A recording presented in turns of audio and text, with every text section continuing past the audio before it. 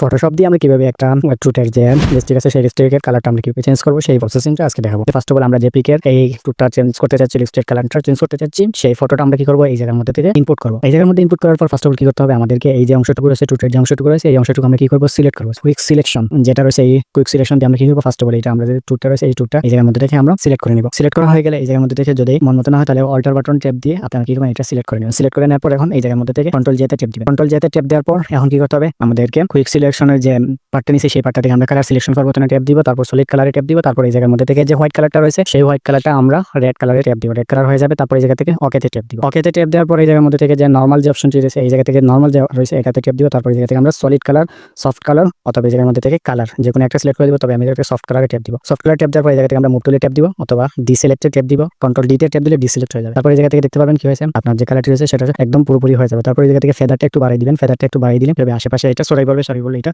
একদম কি হবে এই জায়গার মধ্যে থেকে দেখুন একদম সুন্দর হয়ে যাবে। এখন যদি আমি এটা অফ করে দিই দেখুন এটা কিরকম রয়েছে, আর যদি এটা এডিটিং এর পর অন করে দিই তাহলে দেখুন কি সুন্দরভাবে স্মুথলি কাজটি হয়ে গেছে। আপনারা কি করতে পারবেন, এইভাবে কিন্তু আপনারা এই কালারটা এই জায়গার মধ্যে থেকে সিলেক্ট করে নিতে পারবেন। দুইটি মাধ্যমে দেখাই দিলাম, আপনারা যে কোনো একটি মাধ্যমে এই কালারটা আপনারা কি করতে পারবেন সিলেক্ট করে নিতে পারবেন। দেখা হবে পরবর্তীতে নতুন কোনো ভিডিওতে। এখন তো সবাই ভালো থাকবেন, সুস্থ থাকবেন, আল্লাহ হাফেজ।